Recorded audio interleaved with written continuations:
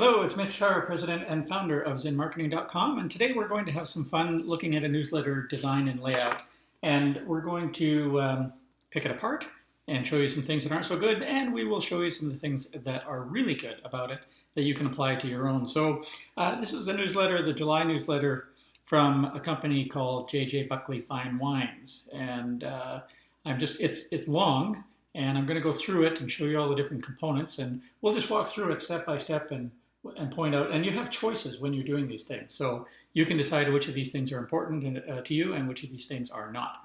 So let's just start right off the bat. The first thing I see when I get this newsletter is the subject line. You might not be able to read it, but the subject line says Silver Oak New Release with an exclamation point, 2010 Alexander Valley from this iconic producer. So it's an interesting subject line. It tells you Silver Oak New Release, and that right there is enough to get you in it.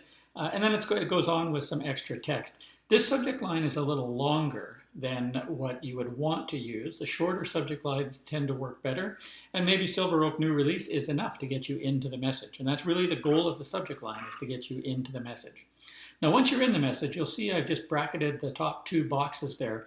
There's a bunch of copy. The first one, it says, view this email in your browser, add us to your address book.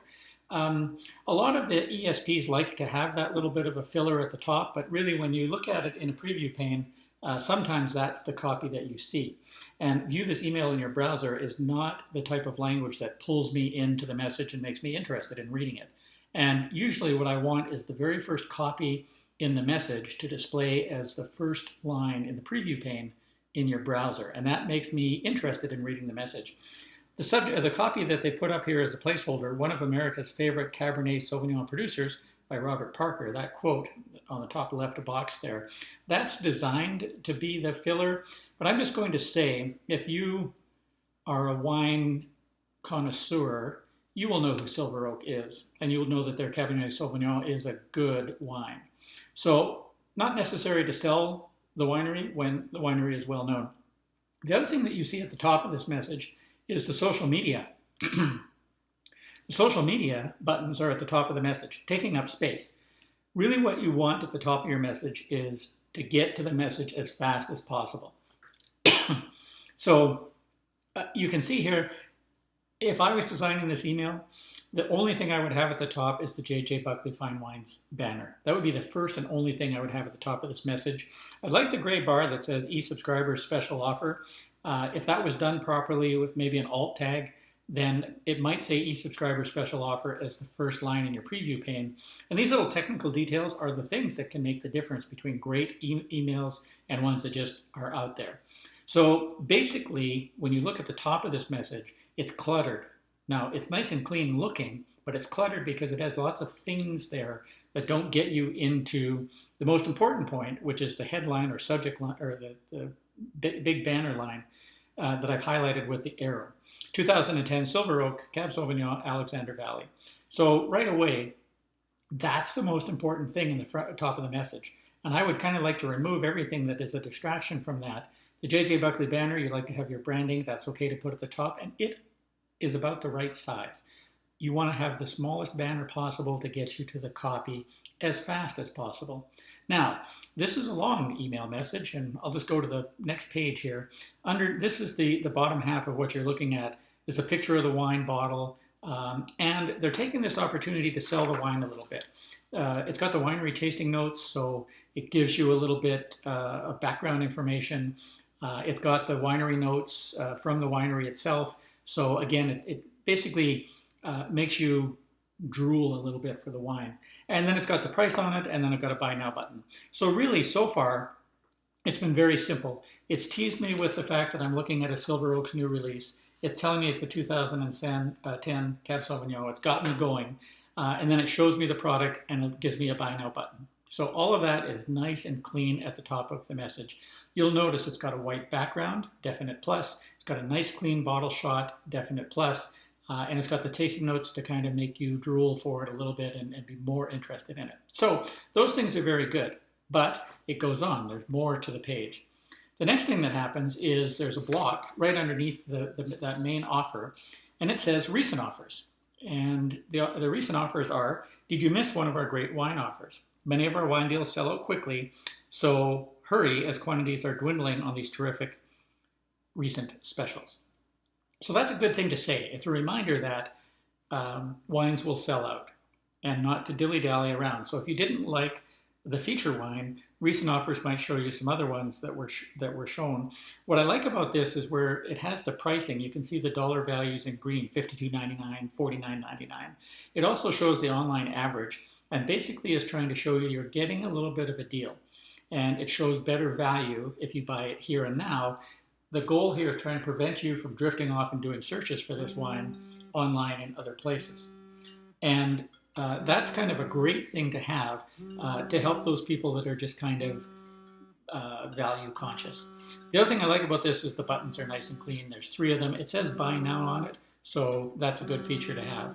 Now, this email goes on. The next page, the next thing you can see, and this is all still in one long column. You're scrolling and scrolling and scrolling. And this page says more offers. Did you miss one of our great wine offers? Now, this is kind of the same as recent offers, but what we're starting to do is we're starting to fish a little bit. We're starting to do the kitchen sink approach. Well, do you like this? Well, how about that? Well, how about that? And this can go on too long. There can be too many of these. So I think a really good split test would be to take these bottom sessions, the bottom 2 sections, the one called recent offers and the one called more offers, and see if there isn't a way to basically maybe shorten them or break them down or put them into different kind of highlights. Maybe recent offers might just be the single offer from last time. Maybe it might just be 2 offers. And it would be interesting to test to see if 2 wines pulled better than 1 wine or 3 wines pulled better than 1 wine in that section. Then in the more offers, when I get down into this section, what I like about this is there's a quantity. It actually says there's 24 available, 24 plus. Or if you look at the second from the bottom, you can't read it, but the second from the bottom is the 2010 Valley of the Moon. It has 10 available. So that's an interesting thing to note, is that you might be looking at this going, oh, it's a little bit getting down in quantity. Maybe I should buy now. The buy buttons are nice and clean. This layout is nice and clean. And so this is a nice little feature. And again, if there's 6 of them there, if 6 wines are a good amount of wines, is 3 a better amount? Is 10 a better amount? I can tell you from a testing experience that the smaller numbers should work better. Maybe you should just have 3 wines here with a low, medium, and a high price point on it. Or 3 items here with a low, medium, and high availability on it. And that would allow you to probably have more success with bracketing, which is kind of directing people towards the middle item. So definitely something to test here. This email goes on quite a ways. It's got the 3 sections, makes it a long email. It's entirely promotional. There's not really any information in here. This is just straight up, do you want to buy something? Now, an interesting note, I'll just go to the footer of the email. I've blown it up for you a little bit.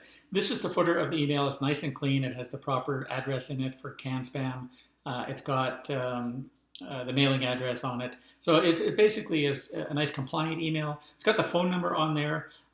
Probably something I would do, unless they were trying to discourage phone orders, is I might put that phone number in a couple of different places in the email and welcome the phone call. We're happy to have you place an order online, but we're not unhappy if you call us up and ask us some questions and interact with us a little bit and become a good customer and order a few $100s of wine. We're happy to take a phone call to do that. And honestly, this is probably where I would put the social media chiclets. When you look at the statistics for an email newsletter like this and you see who clicks on what, really you'll get a couple of clicks on the social media out of thousands and thousands of emails. Everybody has it. Putting it there tells people that it's available. I wouldn't use it as part of a like building campaign. You're really just doing it to show that you're with it and that you're a modern company, you're good at digital marketing, you're up on social media, you have a presence, and those people that aren't yet following you might follow you. And of course, we've got the good old-fashioned unsubscribe from this list. Nice and clean, no fancy stuff. So what can you take away from this, all this great analytical looking at this, this newsletter? It's pretty good. It's nice and clean. It's a little bit long. And that's something that you have to think about. How long is too long? How many offers are too many offers?